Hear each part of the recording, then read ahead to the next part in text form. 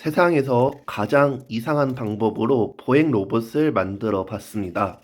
모터 하나로 구동할 수 있게끔 1자유도로 구성을 했고요. 다만 자립이 안 돼서 뒤에 바퀴를 달아서 인력거 형태로 구성을 했습니다. 먼저 설계 모습을 보여드리도록 하겠습니다.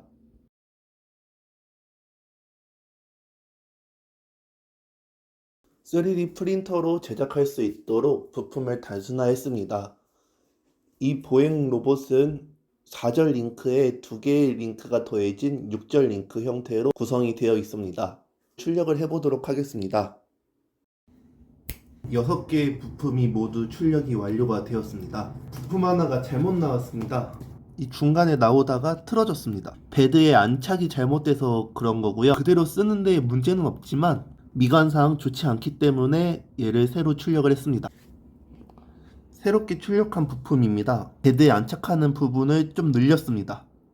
이 3D 프린터 슬라이서에 있는 브림이라는 기능을 써서 서포트 부분에 조금 더 늘려서 안착이 될 수 있도록 출력을 했습니다.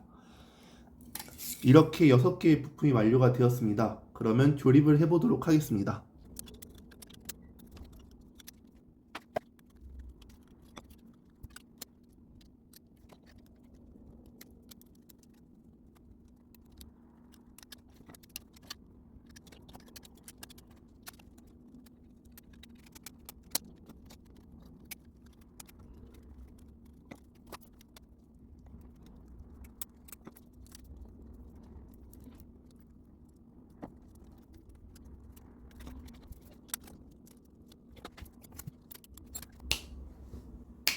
걷게 해보겠습니다.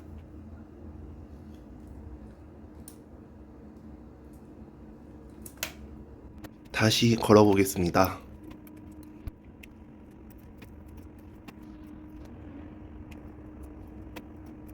제대로 걷지 못하는 이유는 아두이노 스텝 모터의 토크가 부족하기 때문입니다. 토크를 늘리기 위해서 유선 기어를 부착을 했습니다. 기존 스텝 모터 고정부에 링 기어가 고정되도록 하고 크랭크와 캐리어를 엮어서 출력단이 크랭크로 전달이 되도록 구성을 했습니다. 아두이노 스텝 모터에 유선 기어를 부착을 해서 유선 기어를 구성을 했습니다. 유선 기어를 부착한 모습입니다. 한번 걷게 해보겠습니다.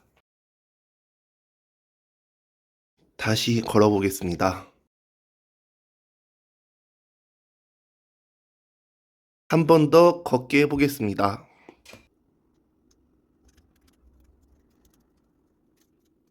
한 번 더 움직여 보겠습니다.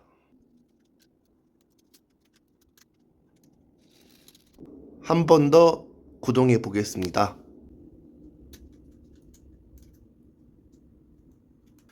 여러 차례 실험 결과 토크의 증가를 위해서 부착한 유선 기어가 크랭크와 연결되는 과정에서 헛도는 걸 발견을 했습니다.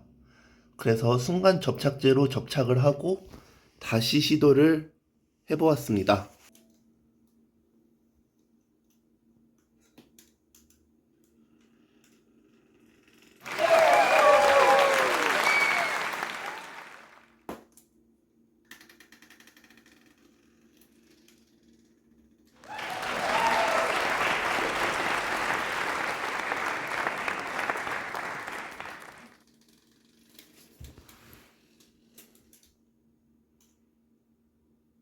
이번 제작에서 가장 아쉬웠던 부분 중 하나는 바로 다리의 탄성입니다. 다리살이 너무 얇아서 다리가 좌우로 움직일 수 있는 탄성이 존재합니다. 그렇기 때문에 이 다리가 바닥을 닿는 과정에서 조금만 삐끗해도 다리가 휘는 그런 문제가 발생을 했습니다.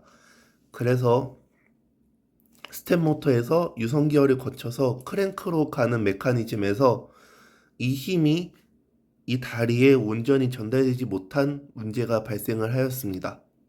이번 보행 로봇은 9년 전 저의 학부 졸업 작품이었던 보행 보조 로봇을 실사화한 것입니다. 다음 시간에도 재밌는 작품으로 찾아뵙겠습니다. 시청해주셔서 감사합니다.